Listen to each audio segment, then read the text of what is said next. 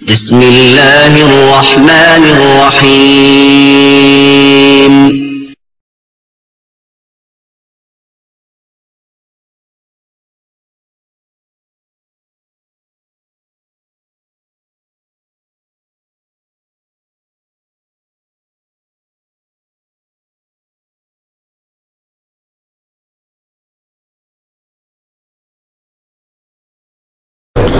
السلام عليكم ورحمة الله وبركاته.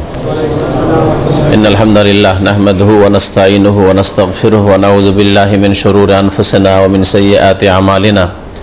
من يهده الله فلا مضل له ومن يضلله فلا هادي له وأشهد أن لا إله إلا الله وحده لا شريك له وأشهد أن محمدا عبده ورسوله صلى الله تعالى عليه وعلى آله وصحبه وسلم تسليما كثيرا. يا أيها الذين آمنوا اتقوا الله حق تقاته ولا تموتن إلا وأنتم مسلمون. يا أيها الناس اتقوا ربكم الذي خلقكم من نفس واحدة وخلق منها زوجها وبث منهما رجالا كثيرا ونساء واتقوا الله الذي تساءلون به والأرحم إن الله كان عليكم رقيبا.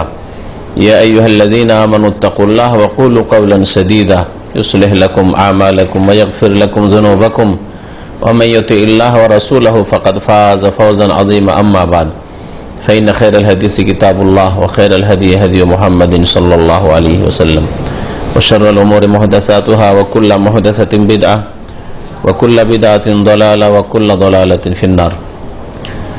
أما بعد فقد قال المؤلف رحمه الله تعالى بسم الله الرحمن الرحيم كتاب التوحيد وقول الله تعالى وما خلقت الجن والإنس إلا ليعبدون وقوله ولقد بعثنا في كل أمة رسولا أن اعبدوا الله واجتنبوا الطاغوت وقوله وقضى ربك ألا تعبدوا إلا إياه وبالوالدين إحسانا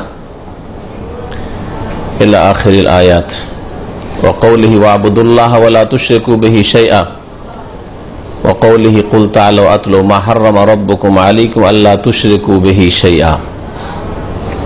সম্মানিত ব্রাদারান ইসলাম, আল্লাহ পাক রব্বুল আলামিনের সমস্ত প্রশংসা যে আল্লাহ পাক ওয়াহদাহু লা শারীকা লাহ, যিনি এক ও একক, যিনি আল ওয়াহিদ আল আহাদ আল ফারদুস সামাদ লাম ইয়ালিদ ওয়া লাম ইউলাদ ওয়া লাম ইয়াকুল লাহু কুফুয়ান আহাদ, যার না গুণাবলীতে না কাজে না ইবাদত বন্দেগীতে কোনো শরিক আছে, কোনো শরিক তার নেই। এর নাম হচ্ছে তাওহীদ, এর নাম হচ্ছে আল্লাহ পাকের একত্ব। সালাত এবং সালাম প্রিয় রাসূল সাল্লাল্লাহু আলাইহি সাল্লামের উপর, যিনি সমস্ত আম্বিয়া রসুলগণের মতো তাওহীদ নিয়ে প্রেরিত হয়েছিলেন, যার দাওয়াতের মৌলিক বিষয়বস্তু, প্রথম বিষয় যা আল্লাহ পাক বান্দার উপর প্রথম ফরজ করেছেন, সেই তাওহীদ নিয়ে মুহাম্মদ রাসূলুল্লাহ সাল্লাল্লাহু আলাইহি সাল্লাম আগমন করেছিলেন মানব জাতির উদ্দেশ্যে রাহমাতুল আলামিন হয়ে। আজকে আমরা আমাদের আলোচনা শুরু করব বা দার্স শুরু করব একটি প্রসিদ্ধ কিতাব থেকে, যেই কিতাব দ্বারা অসংখ্য মানুষ কোরআনে কারীমের পরে এবং রাসূলুল্লাহ সাল্লাল্লাহু আলাইহি সাল্লামের হাদিসের পরে অসংখ্য মানুষ এই কিতাব দ্বারা তাওহীদকে জানতে পেরেছে এবং তাওহীদকে সাদরে গ্রহণ করেছে, অন্তর থেকে তাওহীদের বাস্তবায়ন করেছে, আর শিরক বিদআতকে জানতে পেরেছে এই কিতাবের মাধ্যমে, আর তারপরে শিরক বিদআত থেকে সতর্ক হয়েছে এবং অন্যদেরকে সতর্ক করেছে। বরং বহু মানুষ আছে যারা আল্লাহ পাক রব্বুল আলামিনের এই সহি রাস্তার দিকে এসে তারা নিজেরাই শুধু হেদায়েত হয়নি, বরং বহু মানুষ তাদের মাধ্যমে সঠিক পথ পেয়েছে, হেদায়েত পেয়েছে। এই আল্লাহ পাকের খাস রহমত এবং বিশেষ কবুলিয়ত, জনপ্রিয়তা, শত্রুরাও যারা তাওহীদের শত্রু, যারা শিরকের পৃষ্ঠপোষক, তাদের কাছে এরকম ঘটনা আছে যে এই কিতাবের নাম উল্লেখ করা হলে, এই কিতাবের গিলাফ সহ পেশ করা হলে তারা বড়ই গালিগালাজ করেছে, কিন্তু কোনো এক চালাক দিনী ভাই সে গিলাফটাকে ছেড়ে নিয়ে এমন পাতা থেকে যেখানে কোনো নাম নিশানা নেই, কার কিতাব না কিতাব, বড় এক বিদাতি মাদ্রাসায় পেশ করেছে, বড় বড় ওস্তাদদের কাছে। তারা পড়াশোনা করার পরে বলছে এই কিতাব পেলে কোথায়, এত সুন্দর কিতাব, এত সুন্দর কিতাব পেলে কোথায়? না বলেন, আপনারা বলেন যে কিতাবটা কেমন, পড়া যাবে না? যাবে না। পড়া যাবে মানে এত সুন্দর কিতাব পড়া যাবে না? কার কিতাব বলো, কোথাকার? তখন বলছে ওস্তাদ যাকে গতকালকের দার্সে খুব গালি দিচ্ছিলেন, কাফির আর বেদাতি আর বেদিন বলছিলেন, হ্যাঁ খুব গালমন্দ করছিলেন, ওরই কিতাব। লজ্জিত হয়েছিল ওস্তাদ। এই ঘটনাটি আমি বানিয়ে বলছি না। মক্কাতুল মুকাররমায় একজন বড় আলেম আছেন সিরিয়ার, শেখ মোহাম্মদ জামিল জাইনু হাফেজাহুল্লাহ তাআলা ওয়া শাফাহু, অসুস্থ রয়েছেন বর্তমানে। তো উনি লিখেছেন তার কিতাবে, এই ঘটনাটি ভারতের ঘটনা।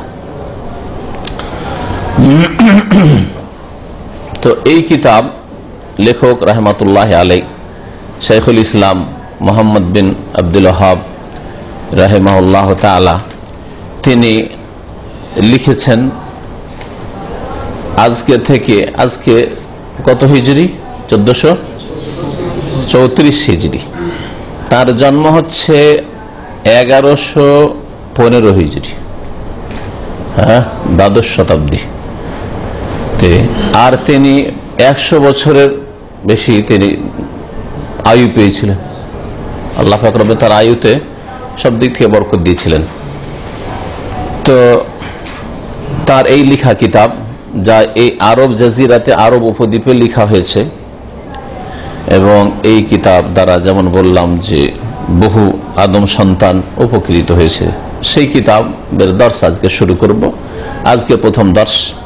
আমাদের দর্শের তরিকা হবে যে আমরা প্রথম তিনি যা লিখেছেন তার সংক্ষিপ্ত ব্যাখ্যা করে দেব, তর্জমা সহ, ব্যাখ্যা সহ সংক্ষিপ্ত তর্জমা করে দেব, যাতে করে প্রতিদিন একটা করে দর্শ হয়ে যায়। কারণ এখানে সপ্তাহে মাত্র একদিন আলোচনা।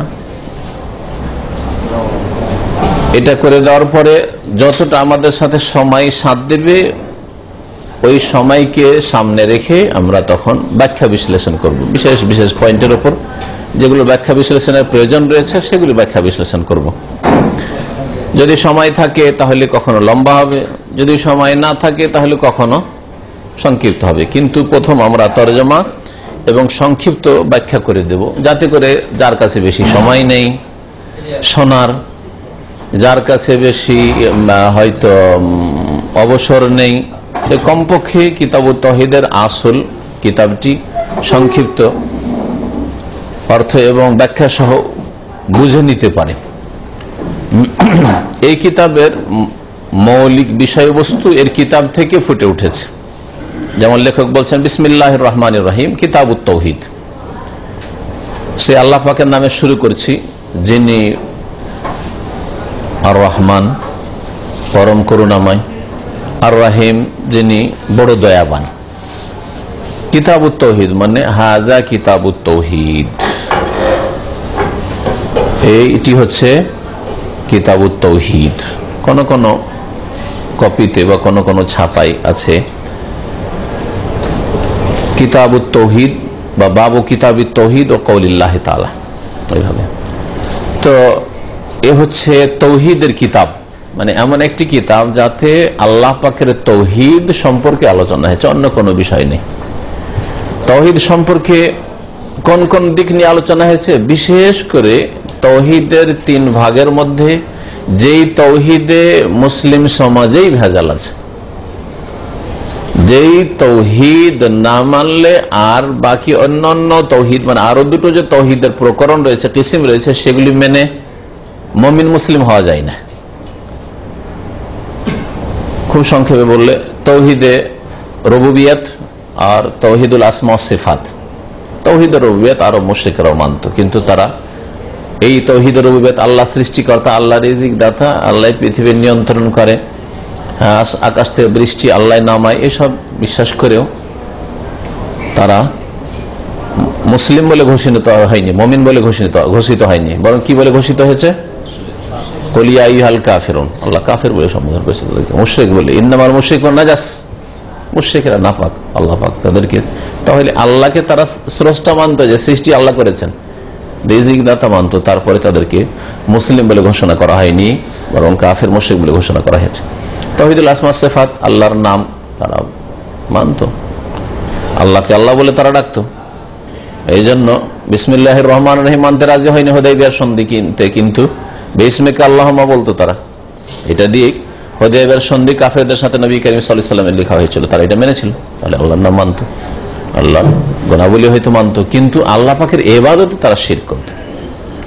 আসল বিষয়বস্তু হচ্ছে এই কিতাবের তৌহিদে উলুহিয়াত বা তৌহিদে ইবাদাহ, তৌহিদুল ইবাদাহ বা তৌহিদুল উলুহিয়াত। এবং তৌহিদের পরিপন্থী যতগুলি বিষয় রয়েছে সেগুলি এতে উল্লেখ করা হয়েছে। তৌহিদকে নষ্ট করে, তৌহিদকে দুর্বল করে, তৌহিদকে কমজোর করে দেয়, তৌহিদ কমে যায়, তৌহিদ পূর্ণ হয় না, এইরকম বিপরীত জিনিসগুলো আলোচনা করা হয়েছে। তৌহিদের শাখা প্রশাখা যে বিভিন্ন আছে সেগুলি আলোচনা করা হয়েছে। এ হচ্ছে কিতাবের বিষয়বস্তু, যা সংক্ষেপে বললাম। লেখক বলছেন যে এ হচ্ছে তৌহিদের কিতাব ওয়া কাউলিল্লাহি তাআলা, আর মহান আল্লাহর বাণী। মানে এই কিতাব শুরু করছি বিসমিল্লাহর পরে, তৌহিদের কিতাব আর মহান আল্লাহর এই বাণী দিয়ে। এই কিতাবের কোনো ভূমিকা নেই, ভূমিকা শুধু এই কিতাবুত তৌহিদ বলে পেশ করে দেওয়া হয়। যেমন বললাম কিতাবুত তৌহিদ মানে এই কিতাবের ভূমিকা কাকে বলে, যেটা পড়লে মোটামুটি একটা আইডিয়া অনুমান করা যায় যে এই কিতাবটা কি আছে, এই কিতাবটা কি আছে।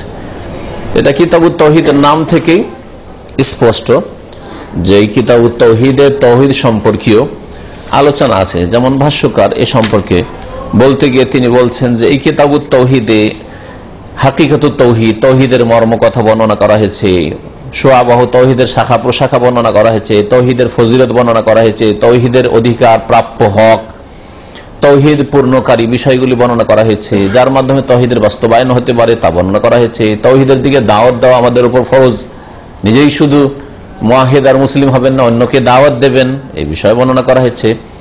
এবং অত্তাম্বি আল হাকিকাতি শিরক, এর বিপরীত শিরকের মর্মকথা, শিরক কি জিনিস বর্ণনা করা হয়েছে, শিরকের প্রকরণ কি, কি ধরনের আল আকবার, আসগার বড় ছোট, জালি খাফি স্পষ্ট, লুকায়িত গোপনীয়, এবং শিরকের যতগুলি শাখা প্রশাখা রয়েছে, শিরকের যে ভয়াবহতা রয়েছে, শিরক থেকে সতর্ক করা যে ফরজ, নিজে সতর্ক হওয়া ফরজ, অন্যকে সতর্ক করা ফরজ, ছোট হোক বড় হোক কম হোক বেশি হোক সবগুলি থেকে, এবং শিরক পর্যন্ত যেসব বিদআত পৌঁছায়, নব আবিষ্কৃত জিনিস, ধর্মের নামে দিনের নামে নতুন নতুন কাজ, নতুন নতুন কথা, যেগুলি হয়তো শিরক নাই কিন্তু শিরক পর্যন্ত পৌঁছাবে।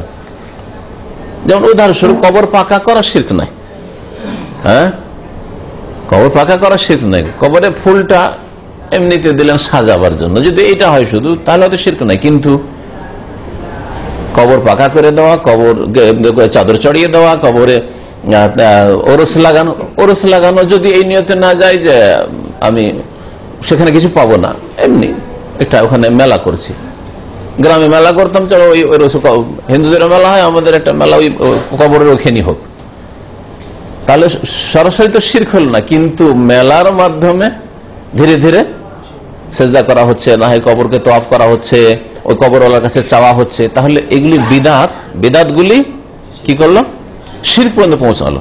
আর মনে রাখবেন যে সবচেয়ে বড় বিদআত হচ্ছে শিরক, মানে শিরকও তো নতুন, না আদম আলাইহিস সালাম শিরক করেছেন, না আম্বিয়া রাসূলগণ কেউ শিরক করে, তাহলে শিরকও তো নতুন। এই জন্য শিরকটাও বিদআত, বিদআত মানে ধর্মের নামে যা নতুন হয়, আর শিরক সমস্ত নবী রাসূলগণের দাওয়াতের বিরোধী যা নতুন মানুষরা শুরু করেছে, নবীদের বিপরীত উল্টো কাজ শুরু করেছে। এইরকমই বেশ কিছু কাবিরা গুনাহ যেগুলি মানুষের তৌহিদকে দুর্বল করে, গুনাহ তৌহিদকে দুর্বল করে। আপনি চুরি করছেন, তৌহিদ, আল্লাহ দেখছেন, আল্লাহ এক ও এক, আল্লাহ হিসাবে নেবেন, এসব যদি বিশ্বাস থাকে চুরি করতে পারেন, ব্যভিচার করতে পারেন, হ্যাঁ, অবৈধ কাজ করতে পারেন না। তাহলে বিভিন্ন গুনাহ, যতগুলি গুনাহ আছে এগুলি তৌহিদকে দুর্বল করে ফেলে এবং তৌহিদ পরিপন্থী বিষয়। তৌহিদ পুরোপুরি নষ্ট না হইলেও অনেকটাই তাতে তৌহিদ দুর্বল হয়ে যায় বা খারাপ হয়ে যায়। এখন সরাসরি আসি কিতাবের ব্যাখ্যার দিকে। মহান আল্লাহর বাণী দিয়ে শুরু করেছে সূরা যারিয়াত আয়াত নম্বর 56, ওমা খালাকতুল জিন্না ওয়াল ইনসা ইল্লা লিয়াবুদুন, আমি জিন এবং মানুষকে সৃষ্টি করেছি একমাত্র আমার ইবাদতের জন্য। আল্লাহ পাক রব্বুল আলামিন ইরশাদ করছেন, আমি জিনকে এবং মানুষকে আমার ইবাদতের জন্য সৃষ্টি করেছি। তাহলে এই আয়াতে আল্লাহ পাক রব্বুল আলামিন মানব জাতিকে, জিন জাতিকে কেন সৃষ্টি করলেন? আর যত আল্লাহ পাকের মখলুকাত সৃষ্টি রয়েছে তার মধ্যে এই দুটো জাতিকে আল্লাহ পাক মুকাল্লাফ বানিয়েছেন, মানে শরীয়ত বহনের দায়িত্ব দিয়েছেন। তাহলে যাদেরকে আল্লাহ পাক শরীয়ত বহনের দায়িত্ব দিয়েছেন, দ্বীন ইসলাম ফরজ করেছেন, তারা হচ্ছে জিন ও মানুষ। আর জিন মানুষ সৃষ্টি করার উদ্দেশ্য হচ্ছে কি? আল্লাহ পাকের ইবাদত করবে আল্লাহ পাক রব্বুল আলামিনের জমিনে। আর যখন এই উদ্দেশ্যে আল্লাহ পাক রব্বুল আলামিন সৃষ্টি করেছেন, তাহলে এটা হচ্ছে সবচেয়ে বড় ফরজ। লিয়াবুদুন, ইবাদতের মৌলিক বিষয় হচ্ছে আল্লাহকে এক জেনে, এক মেনে, একত্ব প্রতিষ্ঠা করা, তাওহীদ, যার নাম তাওহীদ। তাহলে এই জন্য তাফসীর কারগণ বলছে লিয়াবুদুন মানে লিয়াওয়াহিদুন, সালাফে সালেহিন থেকে তাফসীর চলে আসছে। আমার একত্ব প্রতিষ্ঠার জন্য, আমাকে একক সাব্যস্ত করে তার বাস্তবায়নের জন্য আমি মানুষকে সৃষ্টি করেছি। ওয়াকাউলিহি, আর মহান আল্লাহ এই বাণী সম্পর্কে এই অধ্যায়, ওয়ালাকাদ বাআসনা ফি কুল্লি উম্মাতির রাসূলা, আর নিঃসন্দেহে আমি প্রত্যেক জাতিতে একজন করে রাসূল পাঠিয়েছি, আনে আবুদুল্লাহ, এই নির্দেশ দিয়ে, রাসূলকে নির্দেশ দিয়েছি যে তুমি তোমার উম্মতকে, জাতিকে বলবো যে তোমরা আল্লাহর ইবাদত করো, ওয়াজতানিবুত তাগুত, আল্লাহর ইবাদত করো আর তাগুত থেকে বেঁচে থাকো। আল্লাহ ছাড়া অন্যের ইবাদত থেকে আল্লাহর কিছু হক পুরো না হইলেও একটি হক, একাধিক হক আল্লাহ ছাড়া অন্যকে দিয়ে দেওয়া, এটা হচ্ছে তাগুতের পূজা করা, এর থেকে বেঁচে থাকো। এই আয়াতে আল্লাহ পাক রব্বুল আলামিন নবী রাসূলগণকে পাঠাবার গরজ, উদ্দেশ্য বর্ণনা করেছেন। আগের আয়াতে যেমন ছিল মানুষ জিনকে সৃষ্টি করার উদ্দেশ্য হচ্ছে তাওহীদ প্রতিষ্ঠা করা, তাহলে তাওহীদ হচ্ছে মানব জাতির ওপর, জিন জাতির প্রথম ফরজ। আর এই আয়াতে আল্লাহ পাক রব্বুল আলামিন রাসূল নবীকে পাঠিয়েছেন, প্রত্যেক নবী রাসূলকে, ফি কুল্লি উম্মাতিন, প্রত্যেক জাতিকে। এমন কোন জাতিকে অন্ধকারে আল্লাহ রেখে দেননি, জানার সুযোগই পায়নি, না, জানার সুযোগ পেয়েছে। আল্লাহ বলছেন ওমা কুন্না মুআযযিবিনা হাত্তা নাবাসা রাসূলা, যতক্ষণ পর্যন্ত আমি কোন রাসূল না পাঠিয়ে সতর্ক করব, কোন জাতিকে আযাবই দেব না, শাস্তি দেব না। প্রত্যেক উম্মতে আল্লাহ রাসূল পাঠিয়েছেন, আর রাসূল প্রেরণের উদ্দেশ্য হচ্ছে যে একমাত্র আল্লাহর ইবাদত করবে আর তাগুত থেকে, মানে সমস্ত রকমের শিরক থেকে বেঁচে থাকবে। তাগুত, আল্লাহ পাক রব্বুল ইবাদতে যদি শিরক হয় সেটাও তাগুতের পূজা। আল্লাহ পাক রব্বুল আলামিনের আদেশ নিষেধ যদি বাস্তবায়ন না করে মানুষের তৈরি করো আদেশ নিষেধের বাস্তবায়ন হয়, মানব রচিত বিধান, সেটাও তাগুত। আর শয়তান আরেক তাগুত, সেও শয়তান আনুগত্য করে, শয়তান যে অশ্বাসা কুমন্ত্রণা দেয় খারাপ কাজের জন্য, সেই মোতাবেক করলে সে তাগুতের পূজা করলো, তাগুতের অনুসরণ করলো। এই জন্য তো ইব্রাহিম আলাইহিস সালাম বলেছিলেন বাপকে, ইয়া আবাতি লা তা'বুদিশ শয়তান, হে আব্বা শয়তানের পূজা করিয়েন না, শয়তান ও তাগুত।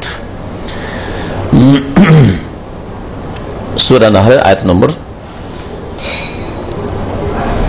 36। তারপরে এখানে 5টি আয়াত উল্লেখ করা হয়েছে। আয়াতগুলি এক একটি আয়াত সম্পর্কে যদি আলোচনা করা যায় তাহলে এক একটা আলোচনা হবে। আমি সংক্ষেপে সারছি, আর আমার বিগত অনেকগুলি আলোচনা এরকম আছে যে একটা আয়াতের উপরে 1 ঘন্টা 1.5 ঘন্টার বক্তব্য আছে। যেমন সামনের যে আয়াত আসছে, আল্লাহ পাক ইরশাদ করেছেন ওয়াকাদা রাব্বুকা আল্লা তা'বুদু ইল্লা ইয়াহু ওয়া বিল ওয়ালিদাইনি ইহসানা। আল আয়াত, লেখক বলছেন আল আয়াত মানে বেশ কিছু আয়াত এখানে রয়েছে। ওয়াকাদা রাব্বুকা, হে নবী তোমার প্রতিপালক নির্দেশ দান করেছেন। আল্লাহ পাকের ফয়সালা, কাজা ইয়াকজি মানে ফয়সালা করে, সিদ্ধান্ত, চূড়ান্ত ফয়সালা, চূড়ান্ত নির্দেশ। কাজার মানে সিদ্ধান্ত, কাজার মানে ফয়সালা, কাজার মানে আদেশ, এসব মানে হয়ে থাকে। আল্লাহ পাক রব্বুল আলামিন, হে নবী তোমার রব, তিনি নির্দেশ দান করেছেন আল্লাহ তা'বুদু, তোমরা ইবাদত বন্দেগী করবে না। আস্তে আস্তে রাখবেন, পরে আসে এইভাবে করতে হবে না, আস্তে আস্তে রাখবেন।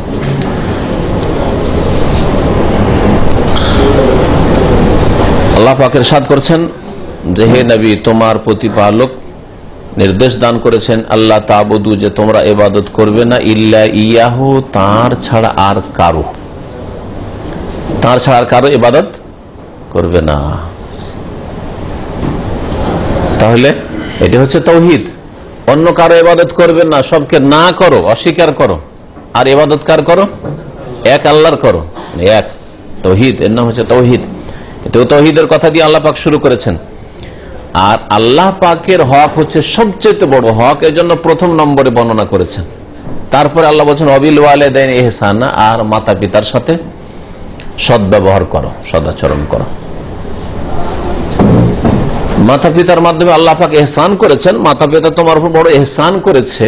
আল্লাহ পাকের যদি সৃষ্টির ইহসান থাকে, আর অবশ্যই সৃষ্টির ইহসান আল্লাহ পাক রব্বুল আলামিনের, রিজিক দেওয়ার ইহসান, সমস্ত ইহসান আল্লাহ পাক রব্বুল আলামিনের, হ্যাঁ, অনুগ্রহ আল্লাহ পাকের। তো মা বাবার অনুগ্রহ ইহসান হচ্ছে আপনার উপর, আমার উপর, আপনার অস্তিত্বে আসার ক্ষেত্রে। মা বাবার মাধ্যমে আপনি অস্তিত্বে এসেছেন, তাহলে আপনার কোনো অস্তিত্ব ছিল না। আল্লাহ পাক মাতা পিতার মাধ্যমে আপনাকে অস্তিত্বে নিয়ে এসেছেন। এই জন্য আল্লাহ পাকের পরে কার হক? মাতা পিতার হক। প্রথম কার হক? আল্লাহ পাকের হক। তাহলে বোঝা গেল যে বান্দার ওপর প্রথম হক, প্রথম ফরজ হচ্ছে আল্লাহর ইবাদত করা, হ্যাঁ, নামাজ পড়া। তার আগে তাওহীদ বিশ্বাস করা, শিরক মুক্ত হওয়া, অন্তরকে, কথাকে, কাজকে শিরক মুক্ত করা, তাওহীদি মুসলিম হওয়া। আর 2 নম্বর ফরজ হচ্ছে মানুষের ক্ষেত্রে মাতা পিতার সাথে সদ্ব্যবহার করা। যেমন ব্যবহার লাগে মা বাবার সাথে, যেমন আপনার পক্ষে সম্ভব তেমনটা করবে। কেউ পয়সা দিয়ে করছেন, কেউ কথা দিয়ে করছেন, অভাবী ছেলে ভালো কথা দিয়ে করছে, খেদমত, সামনে থেকে খেদমত করছে, পয়সা দিতে পারে না, আপনি পয়সা দিতে পারছেন 5000 কিলোমিটার দূর থেকে, কিন্তু আর এক ভাই হয়তো আপনার বাপ মাকে হাসপাতালে নিয়ে যাচ্ছে চিকিৎসার জন্য, খেদমত করে দিচ্ছে, গোসলের পানি দিচ্ছে, হাট বাজার করে দিচ্ছে। যেইভাবে সদ্ব্যবহার করা সম্ভব কথা কাজের মাধ্যমে মাতা পিতার সাথে সদ্ব্যবহার করা। সূরা বনি ইসরাইল, সূরাতুল ইসরা, এর আয়াত নম্বর 22 থেকে নিয়ে 39 পর্যন্ত, 22 থেকে নিয়ে 39 পর্যন্ত, এতে অনেকগুলি আল্লাহ পাক রব্বুল আলামিনের আদেশ নিষেধ রয়েছে। তারপরের আয়াত 4 নম্বর আয়াত, যাতে আল্লাহ পাক ইরশাদ করেছেন সূরা নিসার আয়াত নম্বর 36, এটি ওয়া কওলি, মহান আল্লাহর বাণী, ওয়াবুদুল্লাহ ওয়া লা তুশরিকু বিহি শাইআ, আল্লাহ পাকের ইবাদত করো আর আল্লাহ পাকের সাথে কোনো কিছুকে শরীক করিও না। এখানে আল্লাহ পাকের ইবাদত করতে বলা হয়েছে আর শিরক মুক্ত হইতে বলা হয়েছে। কাউকে অংশীদার না বানিয়ে এক আল্লাহর ইবাদত করা, এর নাম হচ্ছে তাওহীদ। এতেও আল্লাহ পাকের প্রথম হুকুম হচ্ছে তাওহীদ প্রতিষ্ঠা করা, যদি এতে এছাড়াও আরো অনেকগুলি হুকুম রয়েছে।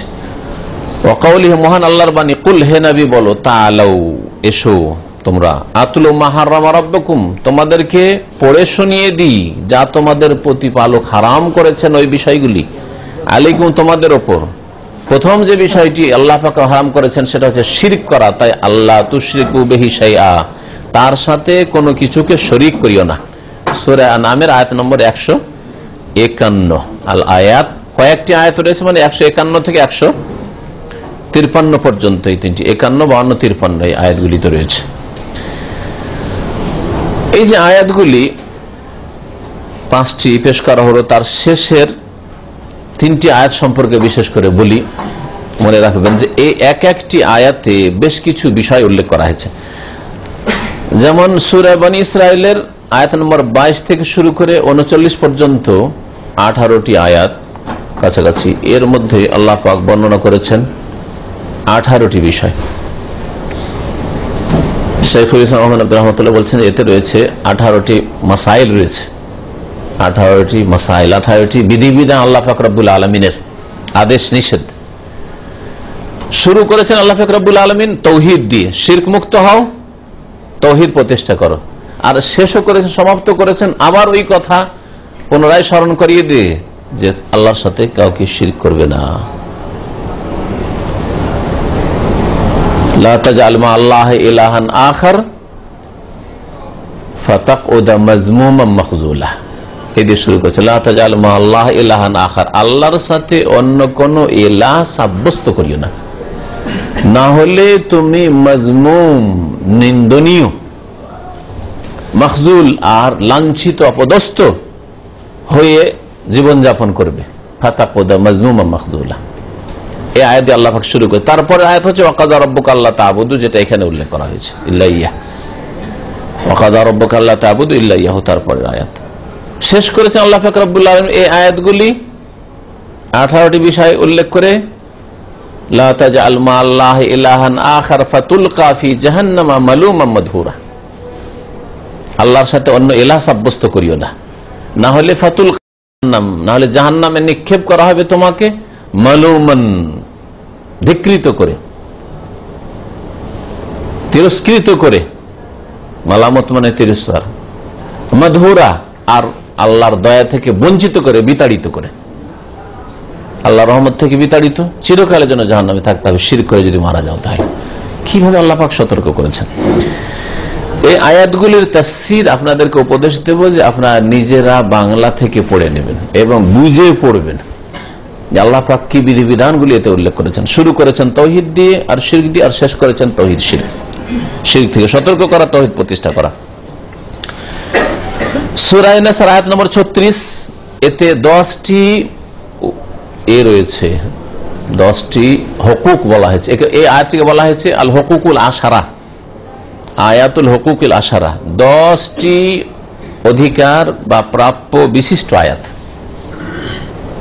মোহাম্মদ আব্দুর রহমাতুল্লাহ আলাইহি তার কিতাবে বিষয়টি উল্লেখ করেছেন যে এতে 10টি কি রয়েছে, অধিকারের কথা রয়েছে, আল্লাহ পাকের অধিকার। ওয়াবুদুল্লাহ ওয়া লা তুশরিকু বিহি শাইআন ওয়া বিল ওয়ালিদাইনি ইহসানা ওয়া বিযিল কুরবা ওয়াল ইয়াতামা ওয়াল মাসাকিন ওয়াল জারি যিল কুরবা ওয়াল জারিল জুনুবি ওয়াস সাহিবিল জানবি ওয়া ইবনিস সাবিল ওয়া মালাকাত আইমানুকুম, 10টি বিষয়।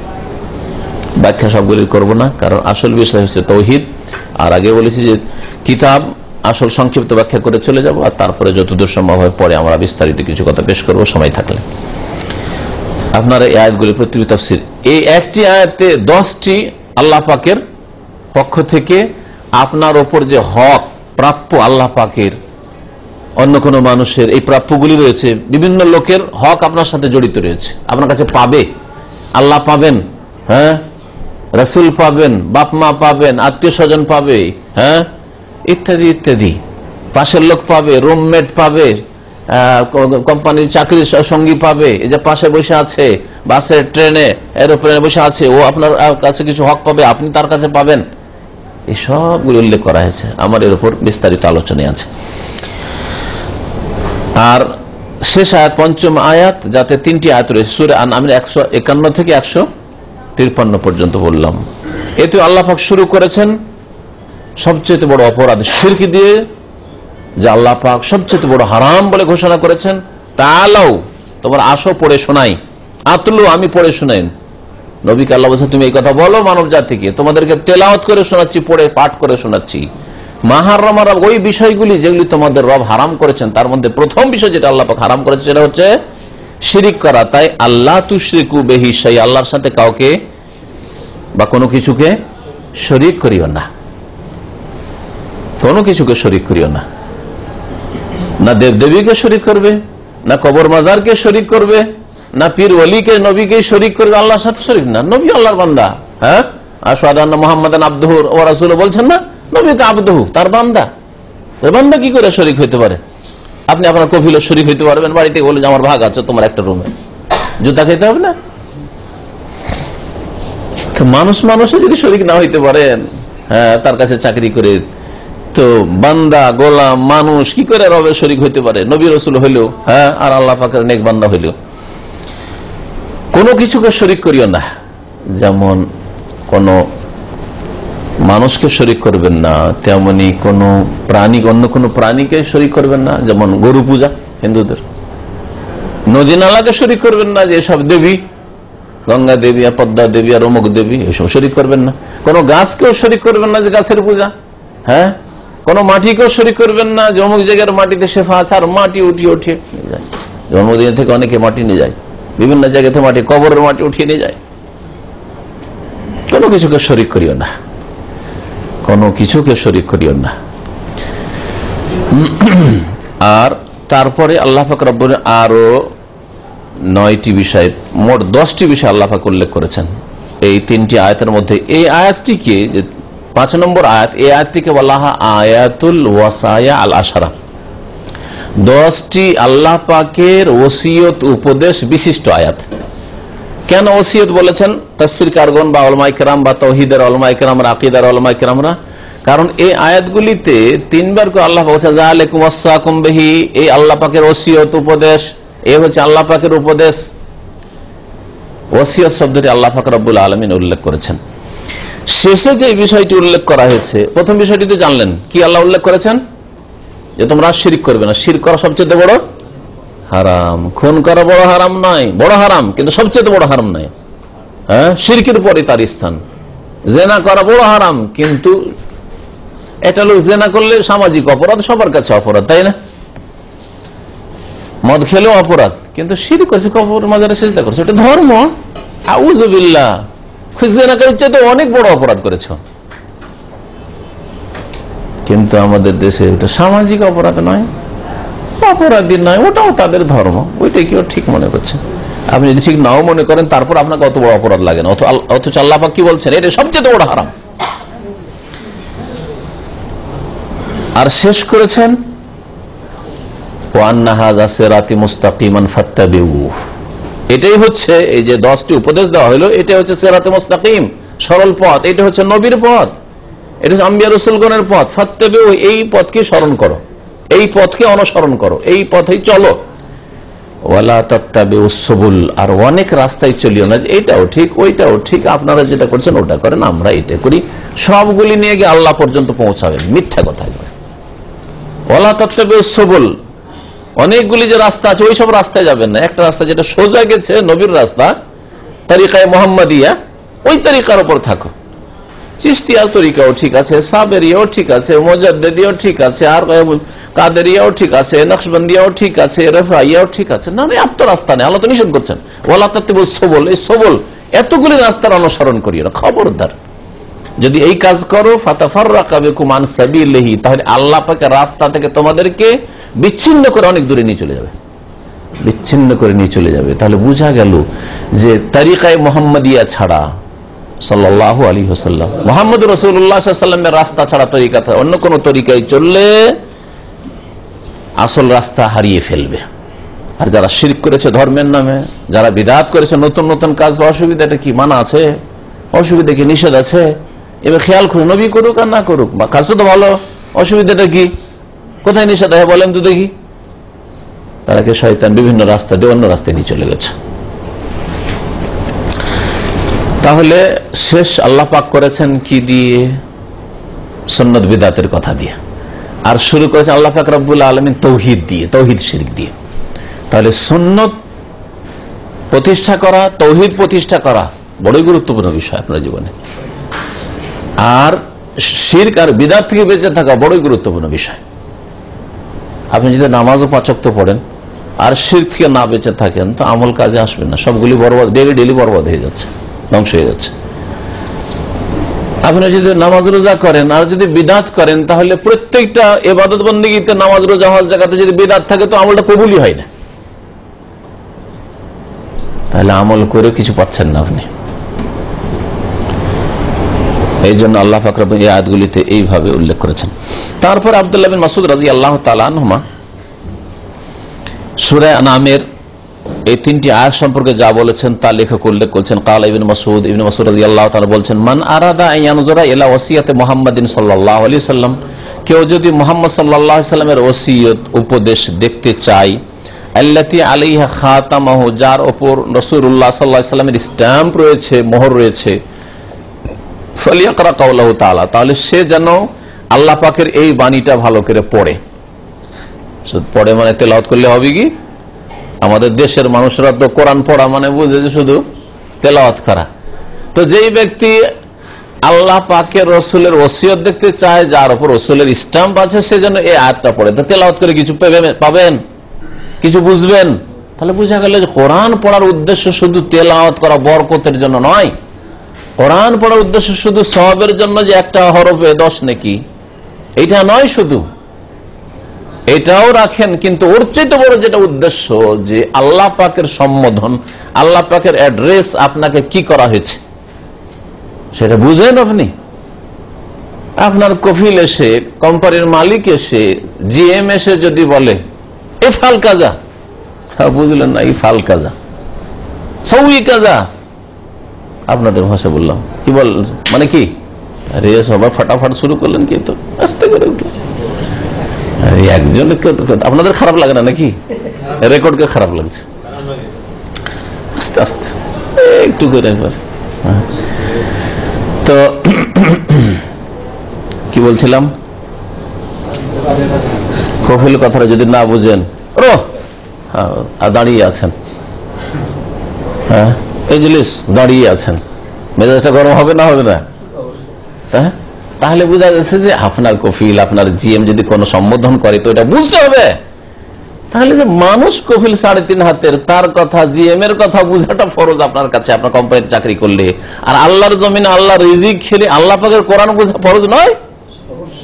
ব্যাস, সূরা ফাতিহা মুখস্থ আছে, 10টা সূরা মুখস্থ আছে, মুসলমান, পাক্কা মুসলমান, কিচ্ছু বুঝেন না, না চলবে না। এটা আল্লাহ পাকের সম্বোধন আগে বুঝতে হবে, আপনার জিএম আর কফিলের সম্বোধন বুঝার আগে। যেই ব্যক্তি মুহাম্মদ রাসূলুল্লাহ সাল্লাল্লাহু আলাইহি ওয়াসাল্লামের ওসিয়ত দেখতে চায়, যার উপর রাসূলুল্লাহ সাল্লাল্লাহু আলাইহি ওয়াসাল্লামের স্ট্যাম্প রয়েছে, মনে রাখবেন তাহলে প্রত্যেকটা কাজে রাসূলের স্ট্যাম্প আছে কিনা দেখতে হবে। নামাজের উপর রাসূলের স্ট্যাম্প আছে না নেই? আছে না নেই? 5 ওয়াক্ত নামাজ নবী পড়েছেন, কোরআনে আছে, হাদিসে আছে, তাই না? স্ট্যাম্প আছে। তো নামাজের তরিকার উপর স্ট্যাম্প আছে না নেই? না খেয়াল খুশি পড়লে চলবে? কোনখান থেকে নামাজ শুরু, কোনখানে নামাজ শেষ, আছে না নেই? তাহলে যার উপর স্ট্যাম্প আছে ওই রকম নামাজ পড়তে হবে। নামাইতে পড়ার উপর নবীর স্ট্যাম্প আছে? যায় নামাজের দোয়ার উপর নবীর স্ট্যাম্প আছে? ইফতাদাইতু বিহাযালাম পড়ার উপর নবীর স্ট্যাম্প আছে, মানে নবীর হাদিসে আছে? যদি থাকে সহিহ হাদিসে তো স্ট্যাম্প আছে, আর না হলে নেই। তাহলে আপনাকে চেক করতে হবে যে এগুলোর উপর ইয়ে আছে, স্ট্যাম্প আছে, স্ট্যাম্প আছে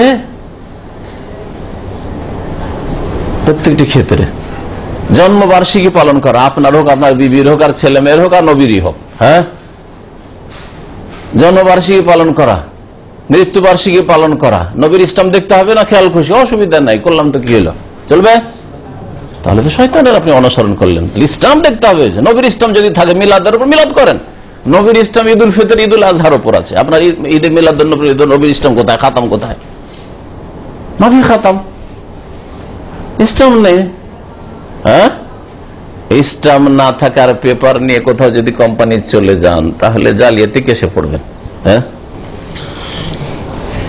স্ট্যাম্প দিয়েও কাজ হয় না, চেম্বার্স করাইতে হয়, খবর আছে?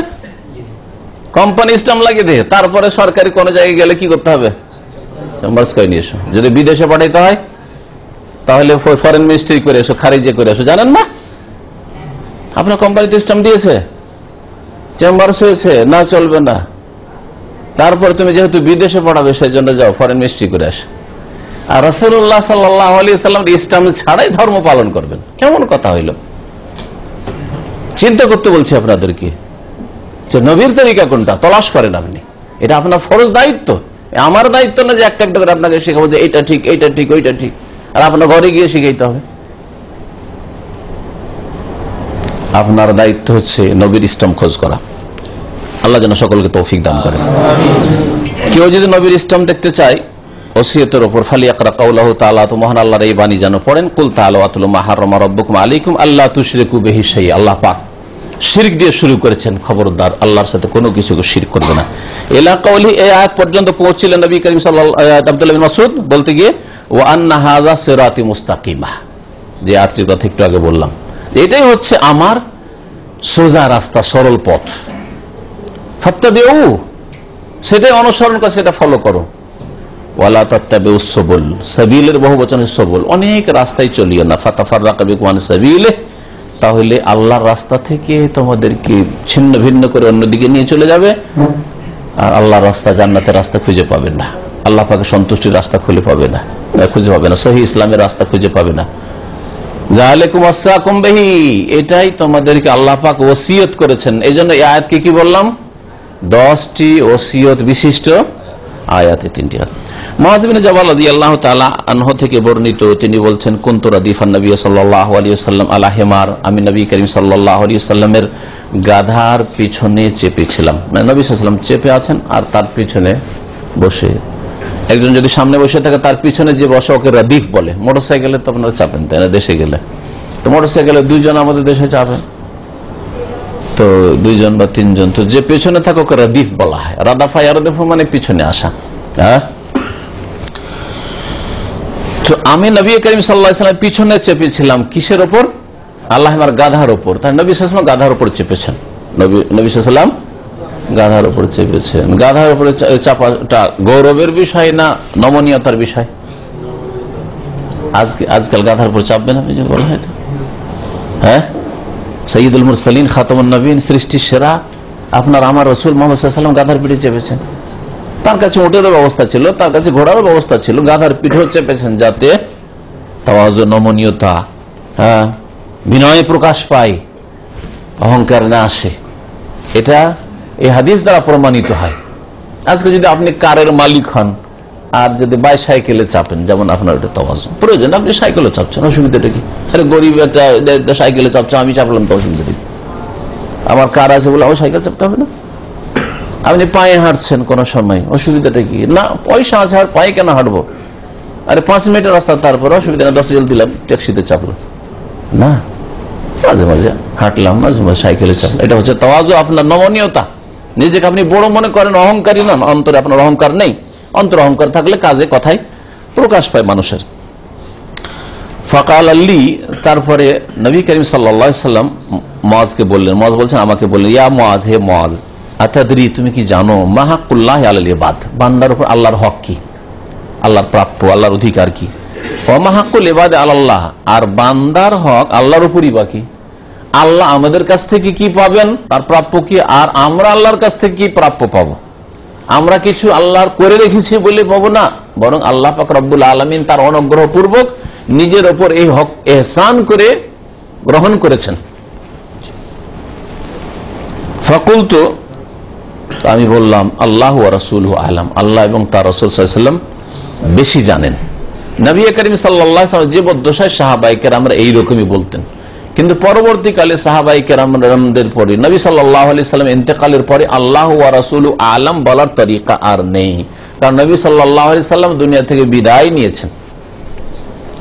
যদি এটাকে বলেন না, এটা কেমন কথা হইল, হাদিস আছে আমিও বলবো, আপনাকে কেউ জিজ্ঞাসা করছো,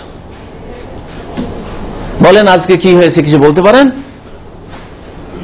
কি বলবেন আপনি? হ্যাঁ, আল্লাহ আলাম বা আল্লাহ ভালো জানেন। যদি কেউ বলে আল্লাহ রসুল ভালো জানেন, যেমন আমাদের দেশের অধিকাংশ মূর্খ, আল্লাহ রসুল ভালোই রেখেছেন। কেমন আছেন ভাই? বলছে আল্লাহ রসুল ভালোই রেখেছেন। আরে আল্লাহ রসুল দুজনে ভালো রেখেছেন? হ্যাঁ, না আল্লাহ ভালো রেখেছেন, রসুল আবার ভালো রাখতে পারেন, ভালো মন্দ। তাহলে রসুল তো নিজের নাতি হোসেনকে ভালো রাখতেন, হ্যাঁ, এইরকম দুর্ঘটনা ঘটতই না। আল্লাহ ভালো রেখেছেন, হ্যাঁ, কি বলবেন? আল্লাহর কথা আমাদের দেশের এটা একটা শিরক, কথার শিরক, বিশ্বাসে থাকা না, কথার শিরক। কেমন আছেন? আল্লাহ রসুল ভালোই রেখেছেন, বড় শিরক। তো নবী করিম সাল্লাল্লাহু আলাইহি ওয়াসাল্লাম ইন্তেকালের পরে যদি কেউ বলে যে হাদিসে আসছে মুআয বলেছেন আল্লাহ ওয়া রাসূলুহু আ'লাম, আমি আল্লাহ ওয়া রাসূলুহু আ'লাম বলবো, আপনি আবার কেন বলছেন যে এটা ঠিক নয়? তো তাকে বলবেন যে আপনার চাইতে বেশি বুঝেছেন সালাফে সালেহিন, সাহাবায়ে কেরাম, তাবেঈন, তাবা তাবেঈন, মুফাসসিরিন। তাফসীরের কিতাবাদিতে আলিফ লাম মিম, আলিফ লাম রা, কাফ, এই শব্দগুলি বা এই অক্ষরগুলির কোন অনুবাদ না করে তাফসীর কারগণ কি বলছেন? তাফসীর কিতাব পড়বেন। আমাদের দেশের মাদ্রাসাগুলিতে আলিয়া হোক আর কওমি হোক জালালাইন পড়া হয়। হ্যাঁ, জালালাইন কি লিখেছেন? আল্লামা সয়ুতি, আল্লাহু আ'লাম বিমুরাদিহি, আল্লাহ এর উদ্দেশ্য ভালো জানেন। তিনি কি হাদিস জানতেন না? তিনি যদি আল্লাহু ওয়া রাসূলুহু আ'লাম লেখেননি, তিনি আল্লাহু আ'লাম লিখেছেন। নবী সাল্লাল্লাহু আলাইহি ওয়াসাল্লাম ইন্তেকালের পরে আর রাসূল বেশি জানেন এই কথা বলবেন না। নবী সাল্লাল্লাহু আলাইহি ওয়াসাল্লাম বেঁচে থাকাকালীন হ্যাঁ ওহী নাযিল হচ্ছে, হ্যাঁ, সবার চাইতে বেশি রাসূল জানেন, আল্লাহ পাক জানেন, রাসূল জানেন, আর তার জীবদ্দশায় রাসূলের কথা বলতেন। কিন্তু নবী সাল্লাল্লাহু আলাইহি ওয়াসাল্লাম ইন্তেকালের পরে যদি কোনো ব্যাপারে বলেন যে আপনার হয়তো জানা নাই, তো জানি না না বলে যদি বলেন আল্লাহ আলাম, আল্লাহ ভালো জানে।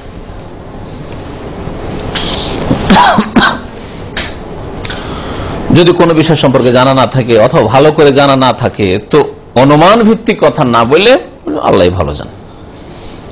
তখন নবী সাল্লাল্লাহু আলাইহি ওয়াসাল্লাম জানিয়ে দিলেন, হাক্কুল্লাহ আল ইবাদ, বান্দার উপর আল্লাহর হক হচ্ছে আইয়া বুদুহু, একমাত্র তারই ইবাদত করবে, ওয়ালা ইউশরিকু বিহি শাইআ, তার সাথে কোনো কিছুকে শরীক করবে না। একমাত্র আল্লাহর ইবাদত করবেন আর তার সাথে কোনো কিছুকে শরীক করবেন না। একমাত্র আল্লাহর ইবাদত করবেন, তার মানে নামাজ পড়বেন, যাকাত দেবেন, হ্যাঁ, রোজা রাখবেন, হজ করবেন, উমরা করবেন।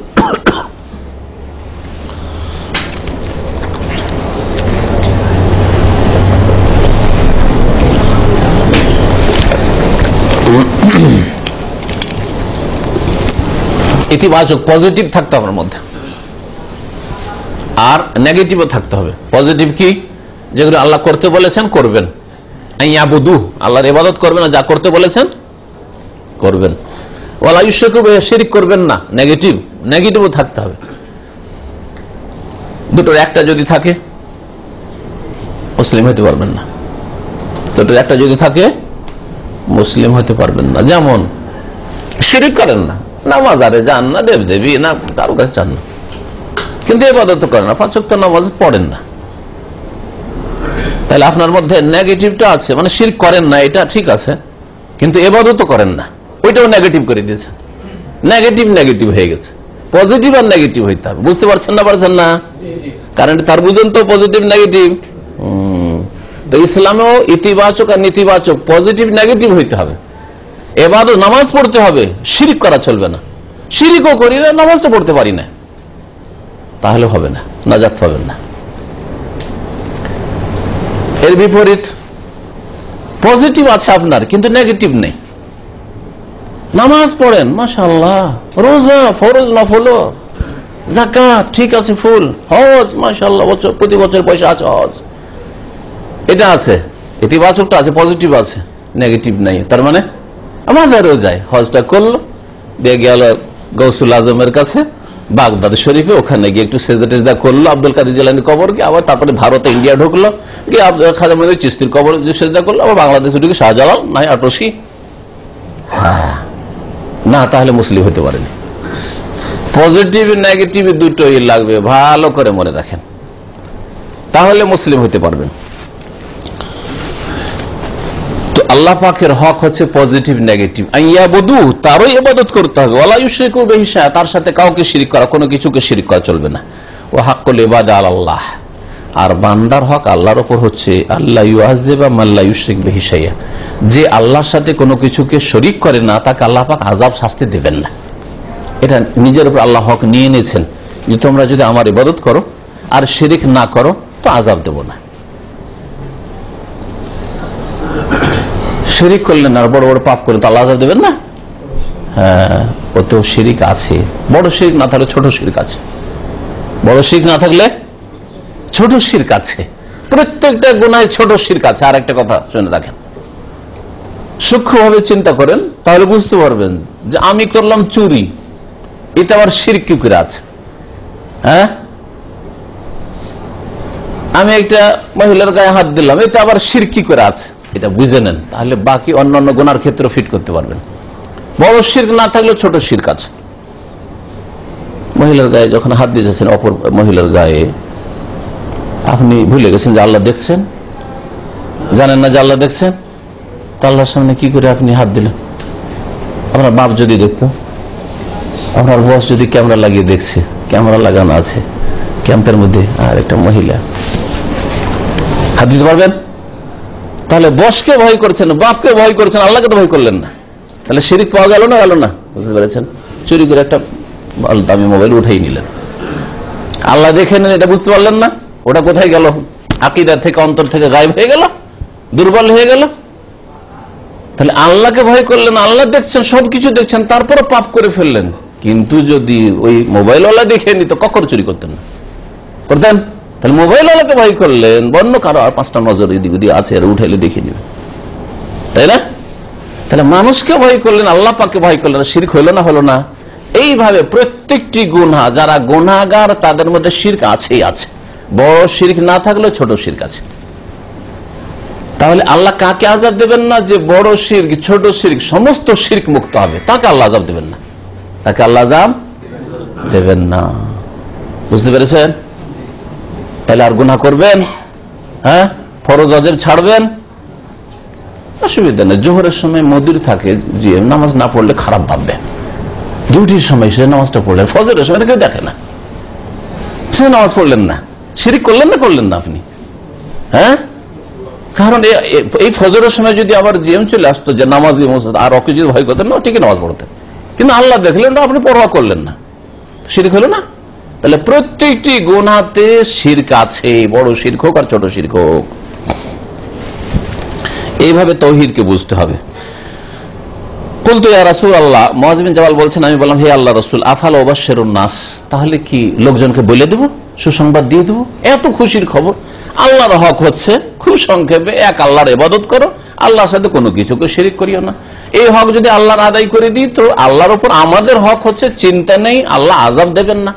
শিরিক করলাম না, ইবাদত আল্লাহর করলাম, আল্লাহ আযাব দেবেন না। কত খুশির খবর, তাই না? যার জন্য আল্লাহ সহজ করবেন, খুব সহজ। নামাজ পড়া যার নামাজি তার জন্য খুবই সহজ, মিষ্টি।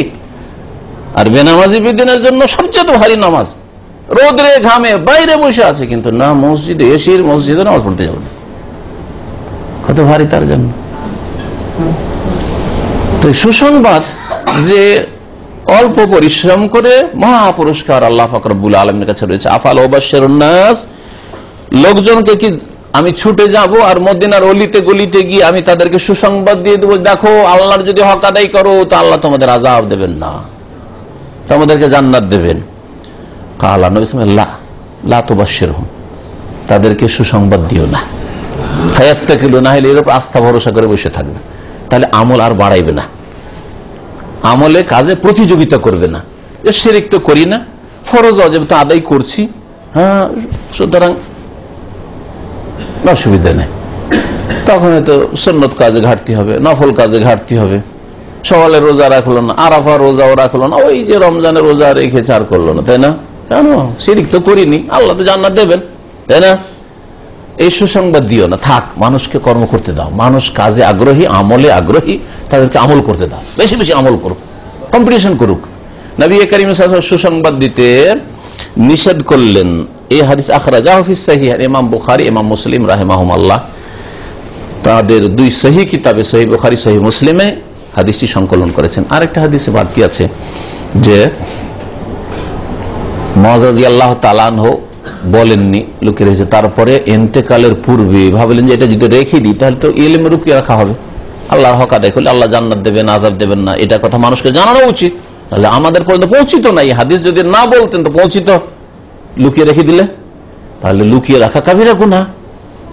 ইলমের কথা, কোরআনের কথা, হাদিসের কথা লুকিয়ে রাখলে কঠোর শাস্তি রয়েছে। আল্লাহ পাক কোরআনে কেন বলেছেন, ইন্নাল্লাযীনা ইয়াকতুমুনা মা আনজালনা মিনাল বায়্যিনাতি ওয়াল হুদা, স্পষ্ট দলিল প্রমাণ হেদায়েত যা কোরআন হাদিস আল্লাহ নাযিল করেছেন তা যদি কেউ যদি লুকিয়ে রাখে তাদের জন্য কঠোর শাস্তি রয়েছে। ইমবাদে মা বায়্যানাহু লিন-নাস ফিল কিতাব উলাইকা ইয়ালআনুহুমুল্লাহু ওয়া ইয়ালআনুহুম, আল্লাহর লানত হবে আর লানতকারীদের লানত হবে, তাহলে তো বড় কবিরা গুনাহ। ইন্তেকালের পূর্বে মুআয রাদিয়াল্লাহু তাআলা মানুষকে জানিয়ে দিয়েছিলেন যে তোমরা যদি শিরক না করো, ছোট শিরক বড় শিরক থেকে মুক্ত হয়ে যাও, আর আল্লাহ পাকের তাওহীদ প্রতিষ্ঠা করো, ইবাদত বন্দেগী করো, আর ইবাদত বন্দেগীর ফরজ কমপক্ষে ওয়াজিবাত, তাহলে আল্লাহ পাক তোমাদেরকে আযাব দেবেন না, তোমাদেরকে আযাব দেবেন না। তাহলে কি বুঝতে পারলেন যে তাওহীদ যদি প্রতিষ্ঠা করেন, শিরক মুক্ত হন, তাহলে আল্লাহ পাক জান্নাত, আযাব দেবেন না মানে জাহান্নামে দেবেন না, জাহান্নামে দেবেন না মানে জান্নাত দেবেন, ইনশাআল্লাহ তাআলা জান্নাত দেবেন। এই মর্মে ফজিলতের হাদিস আরো আসবে।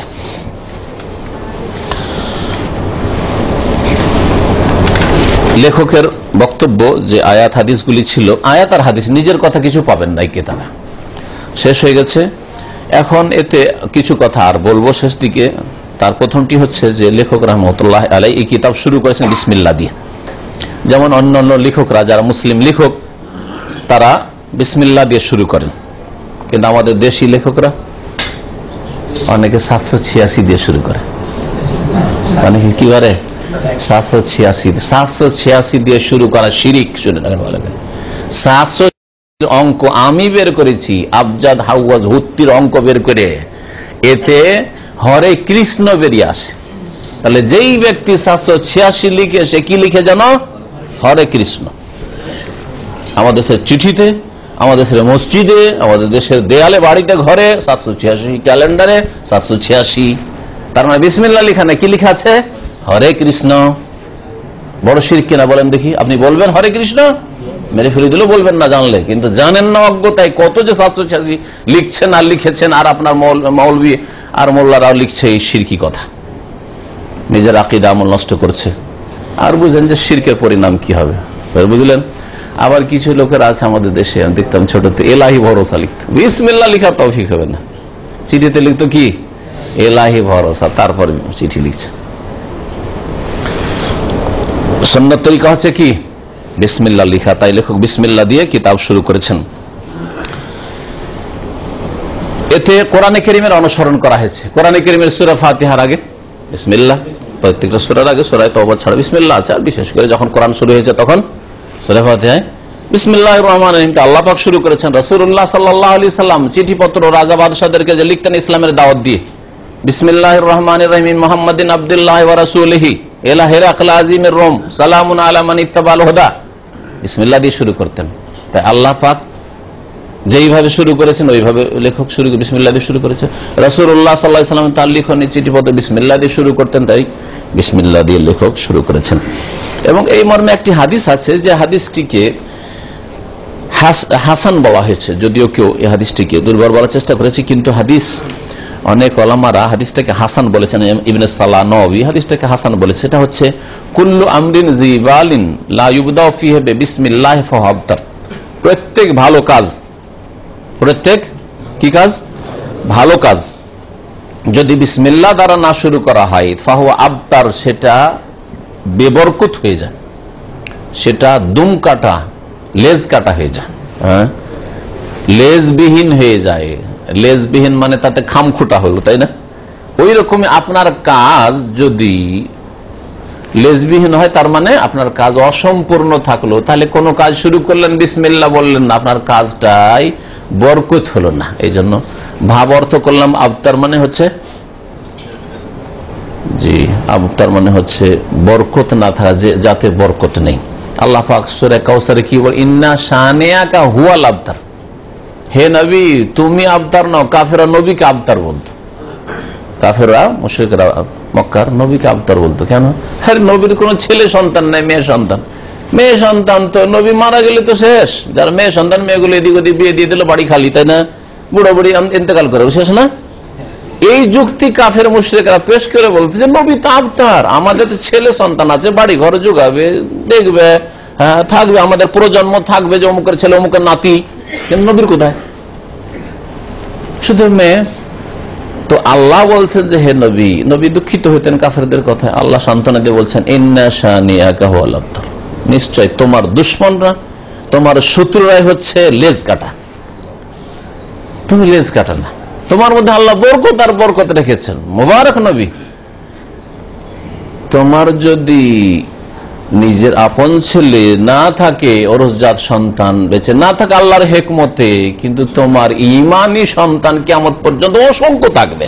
হ্যাঁ, তোমার নাম লেনেওয়ালা নিজের ছেলে মেয়ে থেকে যেমন নাম না, তার চাইতে কত বেশি, সবচেয়ে বেশি নাম উচ্চারণ করা হয় আল্লাহ পাকের পরিকার আজকে পৃথিবীতে, আজকেও মুহাম্মদ রাসূলুল্লাহ সাল্লাল্লাহু আলাইহি ওয়াসাল্লাম। আর কত শ্রদ্ধা ভরে, আর নাম আসলে সাল্লাল্লাহু আলাইহি ওয়াসাল্লাম, পিস বি আপন হিম, তার উপর রহমত শান্তির ধারা বর্ষিত, বলছেন না? বলছেন না?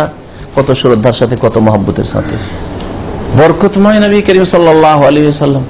আর কাফের মুশরিক আবু জাহলের নাম কেউ নিচ্ছে, আর নিল ঘৃণা ভরে নাম আবু লাহাব, অথচ নবীরই চাচা, কিন্তু ঈমান ছিল না, যার ফলে আবু লাহাবের নাম নিল তাব্বাত ইয়াদা আবি লাহাব, আবু লাহাবের 2 হাত ধ্বংস হোক, এই বলেই নাম উচ্চারণ করা হয় আবু লাহাবের।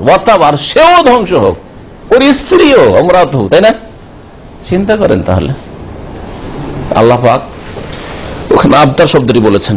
তো যেই ব্যক্তি বিসমিল্লাহ ছাড়া কোনো ভালো কাজ শুরু করবে, তাতে কোনো বরকত হবে না, লেজবিহীন হবে, মানে বরকত হবে না। এই জন্য বিসমিল্লাহ ছাড়া মখতুল বারাকা, যাতে কোনো বরকত হয় না। ভালো কাজ বলা হয়েছে, তাহলে মন্দ কাজ যেগুলো, ময়লা আবর্জনা সাফ করা, ইস্তেঞ্জা করছেন, পেশাব পায়খানা সাফ করছেন, বিসমিল্লাহ বলবেন না, ওইটা তো বিসমিল্লাহ বলবেন না। হ্যাঁ, ময়লা আবর্জনা সাফ করছেন তো বিসমিল্লাহ, কিন্তু ভালো কাজ, কোরআন তেলাওয়াত করছেন, রাসূলুল্লাহ হাদিস পড়ছেন, একটা বই পড়ছেন, বাড়িতে ঢুকছেন ভালো কাজ করছেন, হ্যাঁ বিসমিল্লাহ বলবেন, হাদিস আছে বিসমিল্লাহ বলেন এবং সালাম বলেন।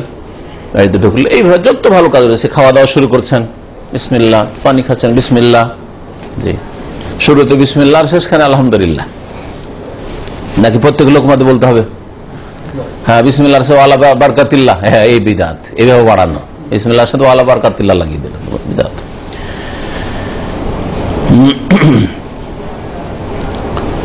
এই আয়াতগুলি এবং হাদিসে তৌহিদ, আল্লাহ পাকের একত্বের কথা বলা হয়েছে। তৌহিদ মানে কি? তৌহিদ মানে কে বলতে পারেন? একটু বলেন দেখি, তৌহিদের শাব্দিক অর্থ কি? শুধু একত্ব। তৌহিদের শাব্দিক অর্থ বলেছি, ওয়াহাদা ইউয়াহিদু তৌহিদান মানে একত্ব, কোনো কিছুকে এক করা, হ্যাঁ একত্রীকরণ, এককরণ, এটা হচ্ছে তৌহিদ। এজন্য সৌদি আরব খণ্ড বিখণ্ড হয়ে, সৌদি আরব আগের যুগে এক এক এলাকার এক একটা শাসক ছিল, আমির ছিল, সবকে একত্রিত করলেন মালিক আব্দুল আজিজ রাহিমাহুল্লাহ তাআলা। এই জন্য তৌহিদুল মামলাকা বলা হয়, কিংডম সৌদি আরবকে এক করা হয়েছে। হেজাজ আলাদা ছিল, নাজদ আলাদা ছিল, অমুক এলাকা আলাদা, অমুক এলাকা আলাদা, আল-হাসা আলাদা ছিল, এইভাবে ছিল। তৌহিদের শাব্দিক অর্থ তাহলে এক করা। আর এই তৌহিদ শব্দটি আসছে ওয়াহিদ আহাদ থেকে, কুল হু আল্লাহু আহাদ, হ্যাঁ আল ওয়াহিদুল কাহার। কোরআনে আল্লাহ পাক রব্বুল আল্লাহকে আহাদও বলেছেন আর আল্লাহকে ওয়াহিদও বলেছেন। তিনি ওয়াহিদ, তিনি আহাদ, আল্লাহ পাক রব্বুল আলামিন, এগুলি গুণবাচক নাম, একক তিনি। শরীয়তের ভাষায়, ইসলামের ভাষায় তৌহিদ কাকে বলে? সেটা হচ্ছে ইফরাদুল্লাহ তাআলা। তৌহিদ হচ্ছে ইফরাদুল্লাহ তাআলা, আল্লাহকে এক মনে করা, এক মনে করা, এক বলে স্বীকার করা, তার একত্বের বাস্তবায়ন করা। তিনটে মনে রাখবেন। তৌহিদুল্লাহ মানে আল্লাহ পাকের একত্ব, অন্তর্বিশ্বাস করা আল্লাহ একক, প্রথম অন্তর্বিশ্বাস, তারপরে মুখে সেটা স্বীকার করবেন আর কাজে পরিণত করবেন। তৌহিদ বিরোধী কোনো কাজ করবেন না, কোনো কথা বলবেন না। এ তৌহিদ অন্তরে আপনার বিশ্বাস হয়েছে, এর সাক্ষ্য প্রদানের জন্য হচ্ছে কালিমা তাইয়্যিবা, আশহাদু আল্লা ইলাহা ইল্লাল্লাহ, সাক্ষ্য প্রদান করছি যে আল্লাহ ছাড়া কেউ আর কোন সত্য মাবুদ নেই। ও আশহাদু, আরো সাক্ষ্য প্রদান করছি যে মুহাম্মদ সাল্লাল্লাহু আলাইহি সাল্লাম আল্লাহ পাকের বান্দা ও রাসূল, মুহাম্মাদান আবদুহু ওয়া রাসূলুহু। তৌহিদকে উলামারা তিন ভাগে ভাগ করেছেন, যেমন শুরুতে বলেছে। ইনশাআল্লাহ তাআলা ওগুলি বিস্তারিত মাঝে মধ্যে আলোচনা করা যাবে।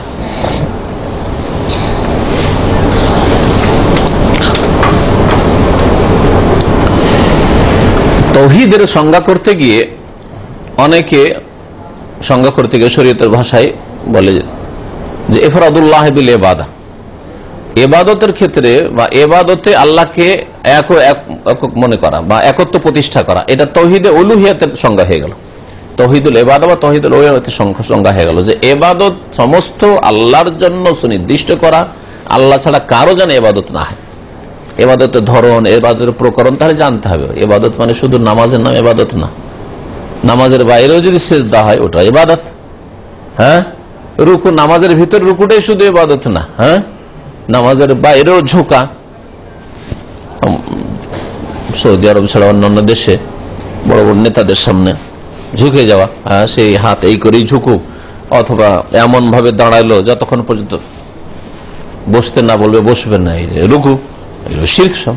হ্যাঁ, এইরকমই কোনো কিছুর সামনে, কোনো শ্রদ্ধেয় ব্যক্তির কবর সামনে গিয়ে একবারে চোখ বন্ধ করে নীরবতা পালন করা, এগুলো সব রুকু। এগুলো ভাববেন না যে না নামাজের রুকু তো আল্লাহর জন্য, এটা অসুবিধাটা কি, তো শ্রদ্ধা পেশ করলাম।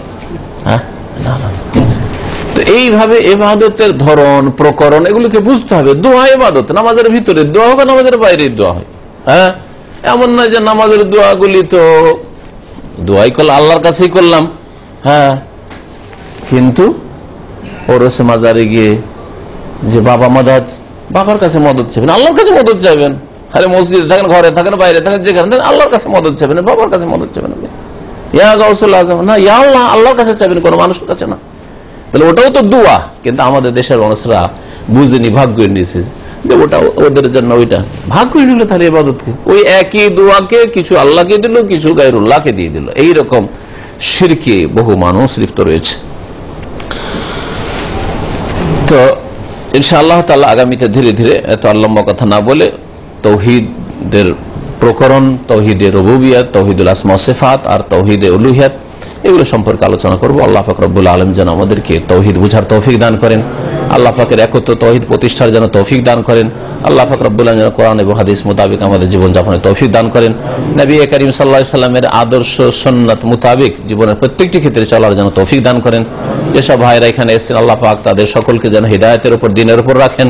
আল্লাহ পাক যেন সুন্নাত মোতাবেক চলার তৌফিক দান করেন, 5 ওয়াক্ত সালাতের তৌফিক দান করেন, ফজর নামাজের আমাদেরকে জামাতে হেফাজত করার তৌফিক যেন দান করেন। সুবহান রাব্বিকা রাব্বিল ইজ্জাতি আম্মা ইয়াসিফুন ওয়া সালামুন আলাল মুরসালিন আলহামদুলিল্লাহি রাব্বিল আলামিন।